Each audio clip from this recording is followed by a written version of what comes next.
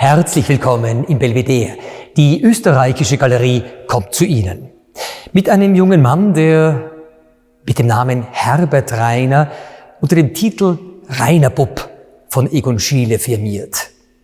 Ein Schlüsselwerk des jungen Egon Schiele, der es 1910 im Auftrage der gebildeten, humanistischen Großbürgersfamilie fertigt. Max Rainer ist angesehener Arzt in Wien. Er stammt aus einer assimilierten jüdischen Familie und hat sich auf Orthopädie spezialisiert. Er arbeitet am Institut des Adolf Lorenz, Vater des späteren Nobelpreisträgers Konrad Lorenz. Eine Familie, die sehr kunstinteressiert ist und mit der Moderne vertraut, gibt nun ein Porträt des 5-jährigen Herbert Rainer bei Egon Schiele in Auftrag. Umso erstaunlicher, wenn wir uns das Porträt im Detail ansehen, das Kindergesichtchen, das sich so gar nicht in Einklang bringen lässt mit diesen, so knorrigen, knöchernen, ausgemergelt wirkenden Händen, als handelte es sich um die Pranken eines alten Menschen oder aber um die Händchen eines Kindes aus einer marginalisierten, von Armut betroffenen Familie. Wir wissen, dass Egon Schiele dem Faszinosum dieser Kinder aus sehr, sehr armen Familien immer wieder erliegt. Er nutzt sie als Modelle. Gerade diese Erzählkraft der ausgemergelten Körper wird sich in vielen seiner Zeichnungen und Tafelbilder wiederfinden lassen.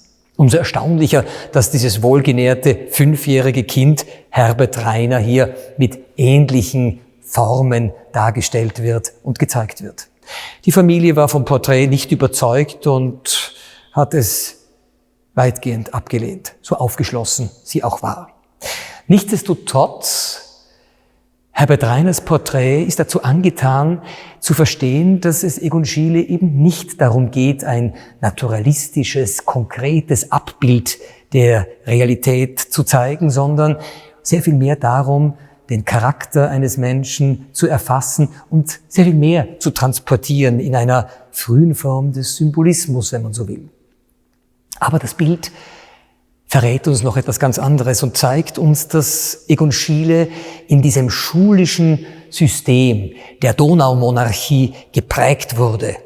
Wenn wir uns nebst dem neutralen, abstrakten Hintergrund, der aus breiten Pinselstrichen mit einem sehr dynamischen Duktus entwickelt wird und fast etwas Aureatisches, das Licht per se repräsentierend darstellt und uns den Eindruck vermittelt, mit der Kontur würde der geschlossene Körper des kleinen Herbert Rainer noch stärker in den Vordergrund treten, dann fällt uns umso mehr auf, dass dieser Körper des Jungen aus lauter geometrischen Formen zusammengefügt zu sein scheint.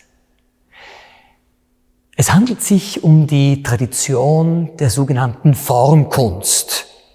Die Kinder dieser Donaumonarchie lernen in allen Schulenstufen, von der Grundschule über die Bürgerschule bis ins Gymnasium, im wichtigsten Schulfach vor Landessprache, Deutsch, Mathematik und darstellender Geometrie freihand zeichnend nach der trigonometrischen Geometrie, also unter Einsatz der einfachsten geometrischen Formen, Kreis, Rechteck und Dreieck, die Welt zu verstehen.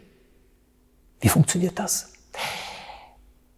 Die Idee stammt von einem barocken Philosophen, Johann Friedrich Herbart. Man könnte ihn als den Begründer der modernen Pädagogik bezeichnen. Ein Philosoph, der in die Fußstapfen Hegels tritt, ganz gegen das Denken Kants. Und dieser Johann Friedrich Herbart bringt die neue Idee in die Welt. Geben wir den Kindern die Chance, die Welt zu ergründen und zu verstehen, indem sie sich freihand zeichnend unter Nutzung der trigonometrischen Geometrie selbst erschließen. Ganz im Sinne der Aufklärung. Neben der Musik bedarf es in diesem Vielvölkerstaat des Kakaniens, der Donaumonarchie, eine zweite einende Sprache, die alle verstehen können. Freihandzeichnen ist eine solche. deshalb lernen alle Kinder in der Donaumonarchie, sich über diese 3 geometrischen Grundformen auszudrücken und die Welt sich selbst zeichnend zu zerlegen und zusammenzufügen.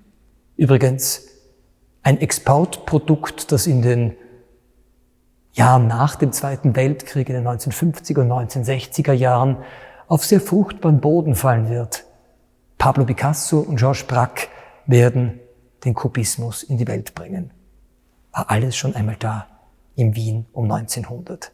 Ein Blick auf das Porträt des kleinen Herbert Rainer lohnt allemal. Wir freuen uns auf ein Wiedersehen in der österreichischen Galerie Belvedere.